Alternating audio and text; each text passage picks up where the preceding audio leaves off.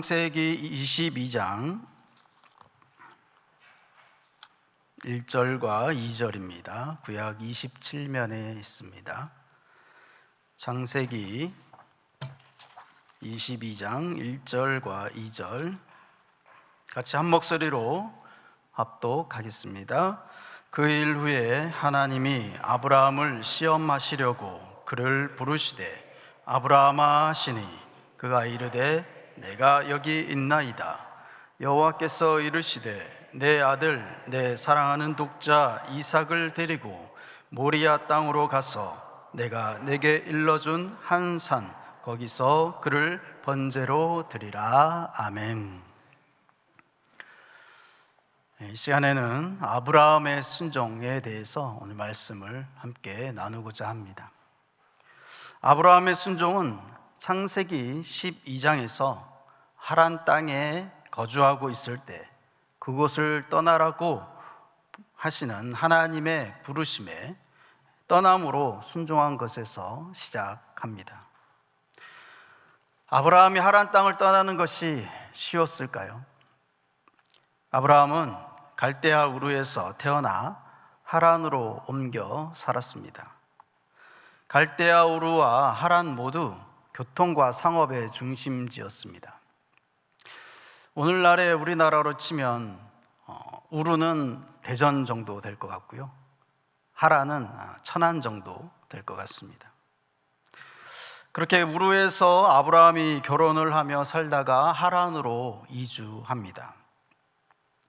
아브라함이 결혼을 한 이후 하란으로 옮겼고 아브라함이 75세에 하란에서 부르심을 받았으니 아브라함이 30세에 결혼을 했다고 가정한다면 약 40년 정도를 하란에서 살았다고 볼 수 있습니다.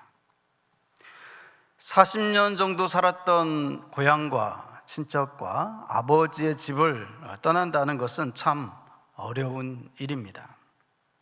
그것도 어디로 가야 할지 모르는 상황에서는 더더욱 그렇습니다. 그런 상황에서 가나안 땅에 도착은 했는데, 약속의 땅이라고 했는데 기근이 듭니다. 그래서 애굽으로 내려갑니다. 거기서 아내를 누이라고 속이기까지 합니다. 우여곡절 끝에 다시 가나안으로 돌아옵니다. 처음으로 제단을 쌓은 곳이죠. 그렇게 거기서 다시 하나님의 약속을 붙잡습니다. 그렇게 아브라함이 가나안 땅에 거주한 지 10년이 지났습니다. 하나님이 아브라함에게 약속하신 지 10년이 지났습니다. 그 10년 동안 아브라함도 사라의 마음도 변합니다. 하나님께 약속을 받고 가나안 땅까지 왔는데 10년이 지나도록 임신하지 못합니다. 10년이 지나도록 임신이 안 되니까 사라가 아브라함에게 여종 하갈을 첩으로 삼게 합니다. 답답하고 미안한 마음 때문에 사라가 그렇게 하자고 한 것이죠. 아브라함 입장에서도 그 아내 사라의 청을 거절하기가 어려웠을 겁니다. 아브라함은 결국 하갈을 첩으로 맞이합니다. 그렇게 하면 행복해질 줄 알았는데 불행이 시작되죠. 하갈과 사라가 서로 싸웁니다. 하갈과 이스마엘이 쫓겨납니다. 하나님의 약속을 내 생각대로 판단하여 행동하면 불행해집니다. 하나님은 아브라함이 99세 때에 찾아오십니다. 다시 찾아오십니다. 하나님은 99세에 아브라함에게 아들을 약속하십니다. 그러자 아브라함이 말하죠. 하나님, 지금 제 아내가 90세가 다 되었어요. 제 나이도 100세가 다 되었어요. 그래서 저도 힘이 없고 아내도 힘이 없습니다. 아브라함이 생각하기에는 하나님의 꿈도 내가 힘이 있어야 이룰 수 있다고 생각했습니다. 하나님 약속 이루는데 내 능력이 필수 조건이고 하나님 능력은 옵션이라고 생각한 것이죠. 그러니 하나님 약속도 타협합니다. 하나님, 이스마엘이면 족합니다. 그때 하나님은 아브라함의 생각을 전환시켜 주십니다. 인간의 힘으로 역사하는 것이 아니다. 하나님 능력으로, 나의 능력으로 역사한다. 그러니 하갈의 아들 이스마엘에게 집착하지 마라. 사라를 통해 이삭을 직접 주겠다 막 약속하십니다. 말씀하십니다. 하나님은 힘들어도 아멘으로 순종하기를 원하십니다. 하나님은 아브라함에게 아멘을 요구하십니다. 하나님은 아브라함의 이스마엘 계획을 승인하지 않으십니다. 아브라함이 하나님의 이삭 계획에 아멘하기를 원하십니다. 우리는 타협점을 찾고 있을 때 하나님은 묵묵히 아멘으로 순종하기를 기다리십니다. 가끔 하나님이 정말 완고한 벽처럼 때로 느낄 때도 있습니다. 어떨 때 한없이 우리를 사랑하시는 것 같으면서도 어떨 때는 조금도 양보하지 않으시고 우리가 하나님의 뜻에 순종하기를 원하십니다. 왜 그렇게 하나님께서 완고하실까요? 하나님이 물러서지 않아야 우리의 껍질이 깨지기 때문입니다. 아멘이라는 순종과 함께 우리가 깨져야 성장하기 때문입니다. 호두를 아시죠? 네. 원래 호두 껍질은 호두보다 더 단단한 것으로 깨야 깨지죠. 그래서 망치 같은 것으로 깨야 호두가 깨집니다. 우리 믿음의 껍질도 결국 하나님의 단단하고 완고하심 앞에서 깨지는 것입니다. 딱딱한 하나님의 뜻에 아멘이라는 순종의 망치를 내리칠 때 내 껍질이 깨집니다. 아멘의 상황에는 두 가지가 있습니다. 깊어지는 아멘과 넓어지는 아멘입니다. 깊어지는 아멘은 하나님과의 관계를 더 깊게 만드는 아멘입니다. 나의 답을 내려놓고 하나님께 아멘하면 하나님과의 관계가 깊어집니다. 아브라함의 답은 이스마엘입니다. 그런데 하나님의 답은 이삭입니다.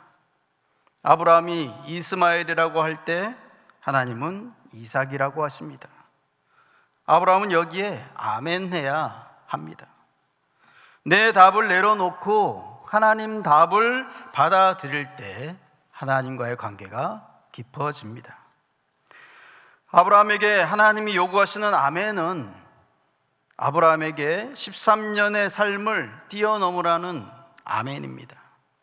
아브라함이 나이 86세에 이스마엘이 태어납니다. 그리고 아브라함이 99세에 여호와께서 나타나십니다. 13년이 지났습니다. 13년 동안 아브라함은 이스마엘이 태어나면서부터 누워있을 때, 앉아있을 때, 걷기 시작할 때, 또 뛰기 시작할 때 그 이스마엘의 모든 성장하는 과정을 지켜봤습니다. 이스마엘의 모든 성장의 모습은 아브라함에게 기쁨이었습니다. 당연히 하나님의 약속이라 오해했습니다. 13년이라는 시간은 오해를 확신으로 만들기에 충분한 시간입니다. 13년 동안 하나님을 오해하고 있었습니다. 나 혼자 답을 내리고 그 답이 정답이라고 붙들고 있습니다. 하나님이 아니라고 말해도 아닙니다, 하나님, 이스마엘이나 살기를 원합니다 라고 대답합니다. 하나님이 기다리시는 아멘은 13년 동안 답이라고 생각하던 것을 내려놓으라는 것입니다. 누구나 자기 답을 붙들고 사는 시간이 있습니다. 이대로면 충분합니다 라고 생각하며 사는 시간이 있습니다. 순종은 아멘입니다. 이대로가 좋아요라고 생각하는 것까지도 내려놓고 힘들어도 아멘 할게요 라고 용기를 내는 것입니다. 그때 하나님과의 관계가 깊어집니다. 두 번째는 넓어지는 아멘입니다. 사람과의 관계가 넓어지는 아멘입니다. 하나님이 아브라함에게 사라를 통해서 아이를 주겠다고 약속하셨습니다. 그때 아브라함은 믿지 못합니다. 그리고 이스마엘이나 살게 해주세요 라고 말합니다. 그때 하나님은 그 말도 들어주겠다 약속하십니다.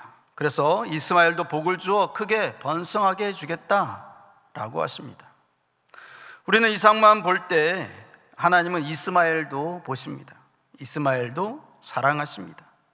그래서 우리는 이스마엘도 사랑할 수 있게 해달라고, 이스마엘 같은 사람도 사랑할 수 있게 해달라고, 이스마엘도 품게 해달라고 기도하는 것이 필요합니다. 참 많은 우여곡절 끝에 이삭이 출생합니다. 아브라함의 나이 100세입니다. 하나님은 아브라함이 100세에 낳은 이삭을 끔찍히 사랑하는 것을 아셨습니다. 보셨습니다. 그래서 아브라함을 시험하시려고 부르십니다. 아브라함아, 내 아들, 내 사랑한 독자 이삭을 데리고 모리아 땅으로 가서 그를 번제로 드리라. 청천벽력 같은 소리이죠. 마른 하늘의 날벼락 같은 소리입니다. 그런데 아브라함은 즉시 순종합니다. 여러 날을 고민하고 내린 결정이 아닙니다. 아침 일찍 일어나서 출발합니다. 고민하지 않았다는 증거입니다. 아브라함이 이렇게 순종할 수 있었던 것은 자신의 인생 100년을 살아오면서 하나님과의 관계가 깊어졌기 때문입니다. 자신이 아니라고 우겨도 고집 부려도 결국은 아멘할 수밖에 없도록 하나님께서 인도하셨다는 것을 알기 때문입니다. 아브라함은 하나님이 능히 이삭을 죽은 자 가운데서 다시 살리실 줄로 생각했기 때문입니다. 순종은 힘들죠. 그래서 많은 성경 인물들이 불순종했습니다. 모세도 처음에는 불순종했습니다. 말도 잘 못한다고 거절했습니다. 하나님, 제가 누구에게 바로 앞에 갑니까? 저는 못합니다. 못 갑니다. 하나님께서 기드온을 찾아오셨을 때도 기드온은 불평부터 합니다. 미디안 족속이 이스라엘에 쳐들어와 토지 소산을 멸하여 이스라엘 가운데 먹을 것을 남겨두지 아니하자 기드온이 말합니다. 여호와께서 우리와 함께 계시며 어찌하여 이 모든 일이 우리에게 일어났나이까? 그러자 하나님께서 기드온에게 가서 이스라엘을 미디안의 손에서 구원하라 라고 말씀하셨는데, 기드온은 나의 집은 므낫세 중에 극히 약하고 나는 내 아버지 집에서 가장 작은 자입니다 라고 거절합니다. 하나님께서 기드온에게 내가 미디안 사람 치기를 한 사람을 치듯 하리라 라고 말씀하신 뒤에도 기드온은 하나님께 표징을 보여달라고 말합니다. 요나도 니느웨에 가서 하나님의 뜻을 전하라는 말씀이 너무 싫었습니다. 그래서 하나님이 회개를 선포하라고 하셔도 순종하지 않고 정반대인 다시스로 가는 배를 탑니다. 그런데 하나님은 포기하지 않으십니다. 배를 타고 도망가는 요나를 찾아오십니다. 바다 한가운데에서 그 배에서 내리게 만드십니다. 큰 물고기를 준비해서 요나를 기어이 니느웨에 옮겨 놓으십니다. 요나가 순종을 거절해도 하나님은 요나가 순종할 때까지 포기하지 않으십니다. 순종을 거절하는 것은 우리의 자유일 수 있습니다. 그러나 불순종을 선택한 결과 또한 우리가 감당해야 할 부분입니다. 요나가 불순종을 선택했을 때 바다에 던져지고 큰 물고기 뱃속에서 3일을 지내야 하는 그 고통 같은 부분이죠. 요나처럼 우리가 불순종의 길을 갈 때 하나님은 순종의 길로 인도하십니다. 내비게이션이 차에 요즘 다 대부분 있죠.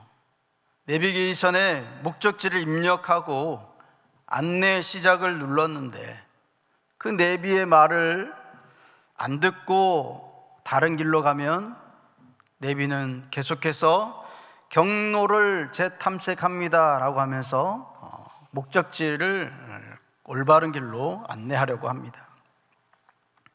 하나님이 아브라함에게 이삭을 드리라고 말씀하신 것은 아브라함의 삶의 방향을 바꿔주시기 위함입니다.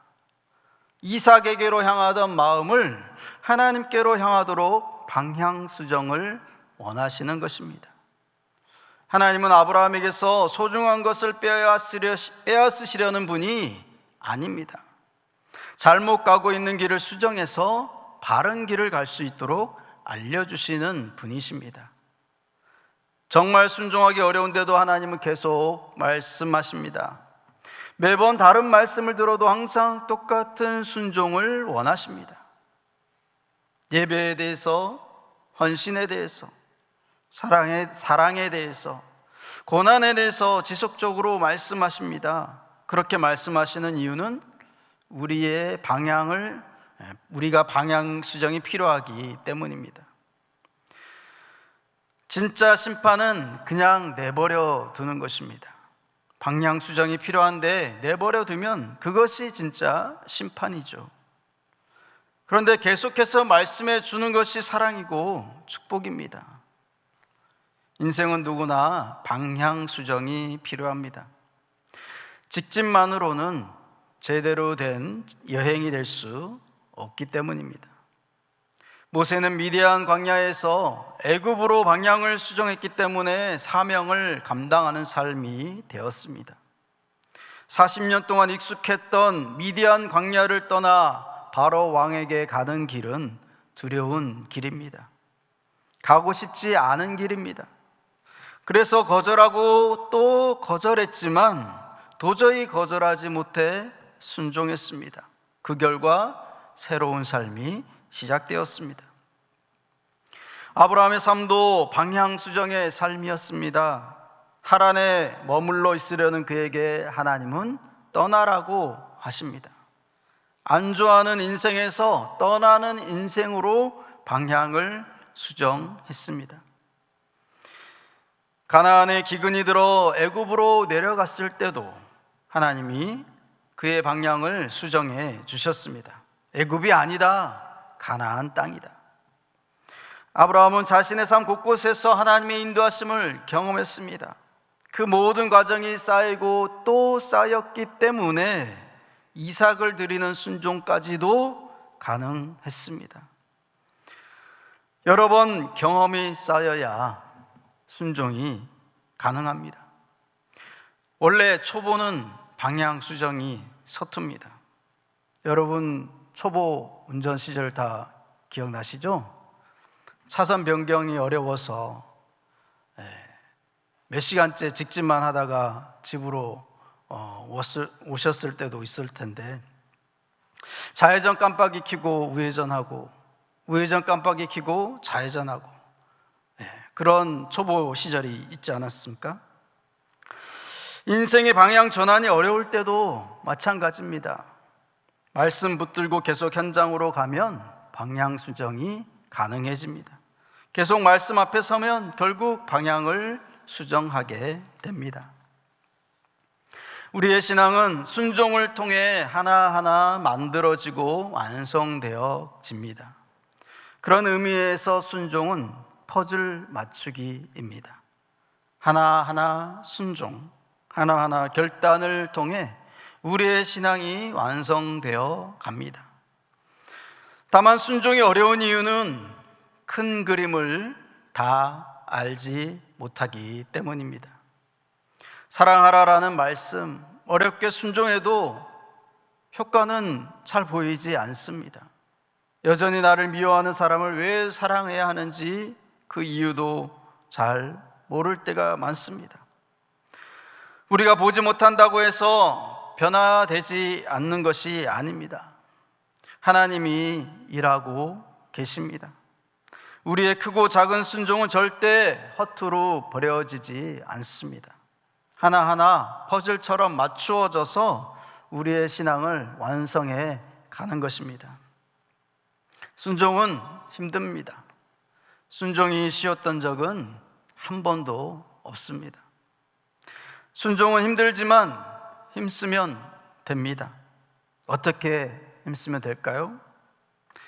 첫 번째로 내가 갖고 있는 답을 내려놓아야 합니다. 내 답을 내려놓고 하나님의 답을 받아들일 때 순종할 수 있습니다. 두 번째로는 내 능력을 내려놓는 것입니다. 내 능력이 아닌 하나님의 능력을 수용할 때 순종할 수 있습니다. 이러한 과정을 통해 하나님과의 관계가 깊어집니다. 하나님과의 관계가 깊어질수록 더 순종하게 됩니다. 아브라함이 독자 이삭을 번제로 드리라는 청천벽력 같은 요구에도 주저하지 않고 아침 일찍 일어나 즉시 순종할 수 있었던 이유가 바로 여기에 있습니다. 100년 동안 하나님과 쌓아온 그 관계로 인해 하나님과의 관계가 매우 깊어졌기 때문입니다.